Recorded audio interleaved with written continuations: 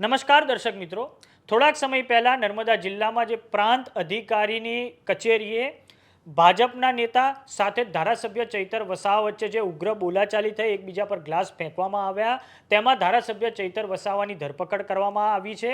સાથે જ તેમની પર એફઆઈઆર પણ હવે દર્જ કરવામાં આવી છે. તો આ એફઆઈઆરમાં ભારતીય ન્યાય સંહિતાની section 109 attempt to murder, section 79 કોઈ મહિલાના સ્વાભિમાનને એમને નુકસાન કરવું, section 115 subclause 2 voluntarily causing hurt, section 351 subclause 3 criminal intimidation એટલે કે કોઈને ધાક ધમકી આપવી, પછી સેક્શન 352 ઇન્ટેન્શનલ ઇન્સલ્ટ અને section 324 subclause 3 damage to property એટલે કે કોઈ સંપત્તિને નુકસાન પહોંચાડવું. આટલી કલમો ધારાસભ્ય ચૈતર વસાવા પર લગાડવામાં આવી છે. તો હવે આ બાબતે વાંસદાના કોંગ્રેસના એમએલએ અનંત પટેલની પ્લેટફોર્મ એક્સ પર પ્રતિક્રિયા સામે આવી છે, જેમાં તેમણે લખ્યું છે કે સમગ્ર આદિવાસી સમાજ ચૈતરભાઈ વસાવા સાથે થયેલ અન્યાયની લડાઈમાં તેમની સાથે છે.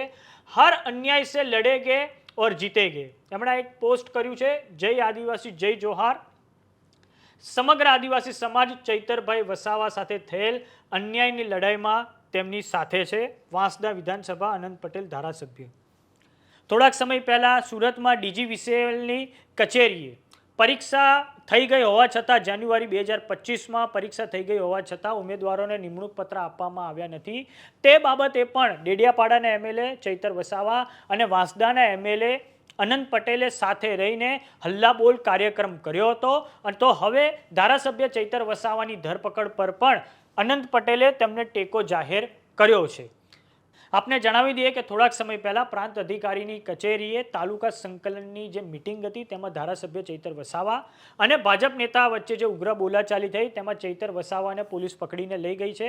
આ પહેલાં પણ 2023ના વર્ષમાં ચૈતર વસાવાને જંગલ ખાતા સાથે જબરજસ્ત ઘર્ષણ થયું હતું. તે વખતે પણ પોલીસે તેમની ધરપકડ કરી હતી, પરંતુ તે વખતે તેમની જે સહાનુભૂતિ હતી તે વોટમાં નહોતી કન્વર્ટ થઈ 2024 લોકસભાની ચૂંટણીઓ વખતે. તો ચૈતર વસાવા વિશે જે પણ અપડેટ હશે અમે તમને આપતા રહીશું. જોતા રહો જમાવટ. તમારું આ ધરપકડને લઈને શું માનવું છે? કેમ કે હવે ગુજરાતમાં આ રાજકારણ, ચૈતર વસાવાની ધરપકડ પર રાજકારણ ખૂબ જોરદાર રીતે ગરમાઈ રહ્યું છે. આપ સુપ્રીમો અરવિંદ કેજરીવાલે પણ હવે તેમના સમર્થનમાં ટ્વીટ કરી દીધી છે. નમસ્કાર.